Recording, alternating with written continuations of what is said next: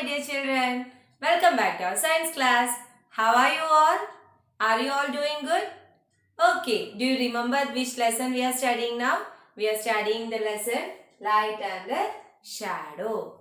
So, what are the contents that we discussed in the last class? We studied about light, right? What is light? Light is a form of energy and sun is the ultimate source of energy. Why is sun called the ultimate source of energy? Because we all depend upon sun for light and heat.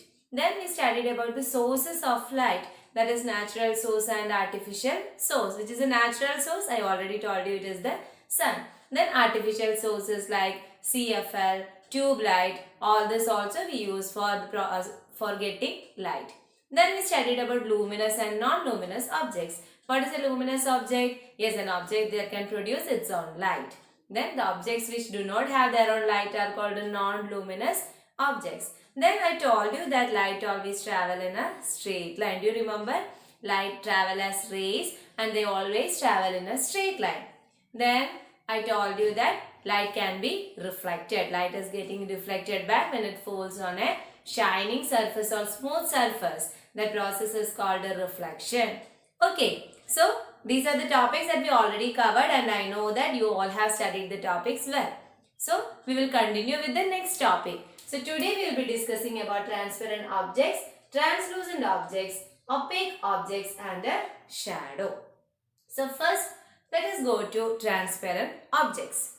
What do you mean by transparent objects? Look at the picture. You can see a glass of water, right? So through a glass of water we can easily see the other side, right?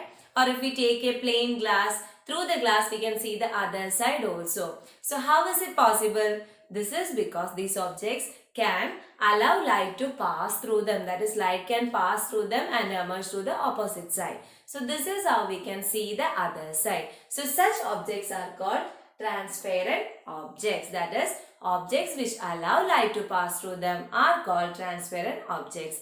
Examples, a glass of water, a plain glass, etc. Then translucent objects. Why do we use sunglasses? For getting a cooling effect of our eyes, right? So that the direct light will not enter into our eyes. And we can also see what is happening outside also even if we wear a sunglass. So such objects are called translucent objects. That means it allows light partially to pass through them. That means some amount of light will be passed through translucent objects. Colored glass, cooling glass, that is a sunglass, all these are examples of translucent objects. Now, opaque object. Consider a wooden log, a piece of wood. If we place a piece of wood in front of our eyes, will we be able to see the other side? No. Why? This is because the light cannot pass through them. So they are called opaque objects. So transparent objects means objects which allow light to pass through them. Translucent objects which allow light only partially. That means some light can pass through them. Then opaque objects means the objects which do not allow light to pass through them. So these are the classification of objects on the basis of the passage of light, that is transparent, translucent and opaque objects. Is that clear for you, dears? Okay, now going to our next topic, that is shadow. We know that when light falls on a smooth surface, it will be reflected back. Then if light is passing through a transparent object, it will be allowed to pass through it. That means we can see the other side. So what happens when it is falling on an opaque object? What will happen if the light is falling on an opaque object? It will be reflected back but not like that of a mirror. So it is formed when an object blocks the path of light. For example, if an opaque object is blocking the path of light, a shadow will be formed.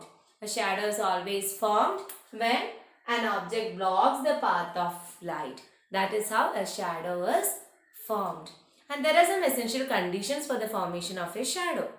See, source of light is necessary. That means shadow is formed only when there is light. Have you ever observed that in a dark room, if the room is completely dark, no shadow will be there, right? Shadow cannot form in a completely dark room.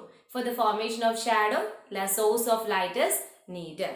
Now, opaque object is needed. That I already told you, shadow is formed when the light is blocked by an opaque object. If it is blocked by a transparent object, what will happen? It will easily pass through it. And what if it is falling on a smooth surface? Reflection will be formed. So, a shadow is formed only when the light is blocked by an opaque object. Then a screen for getting the shadow. That means for the shadow to form a screen is necessary. It can be either a wall, either a floor or anything, but a screen is necessary. Then features of shadow. Shadow is formed in the opposite side of light. That is, if the light is falling from the front direction, shadow will be formed in the opposite direction of light. That means shadow is always formed in the opposite direction of light. Then size of the shadow changes with the direction of the sun. We know that the sun rises in the east and sun sets in the west, right? So, right from the sunrise to sunset, the sun keep on changing its position. So, with respect to the change in position of the sun, the position of the shadow also will change. And also the size of the shadow also will change. That is, in the morning and in the evening, the shadow will be long. That is, the shadow will be longer than the size of the object. But in the mid-noon, that is in the afternoon, it will be smaller. The shadow will become shorter. So, the size of the shadow depends upon the position of the sun. Depending upon the position of the sun, the size of the shadow changes. So, these are the things that we have to discuss about shadow. So, shadow is formed when an opaque object blocks the path of the light. And for the formation of shadow, what is necessary? A source of light is very important. And the object that is blocking the path should be opaque. And a screen is necessary for the formation of shadow. That means a wall, a floor, anything is necessary for the formation of a shadow. Then the features of shadow, that is shadow is formed on the opposite side of light. If light is coming from the front, the shadow also will be formed in the opposite direction. Then size of the shadow changes with the direction of the sun. That is, when the direction of the sun changes, the size of the shadow also will change. So today we studied about transparent objects, translucent objects, opaque objects and a shadow. So my dear students, observe the video carefully and read the textbook. Okay, you have to read the textbook and study everything. So shall we wind up today's class? Thank you.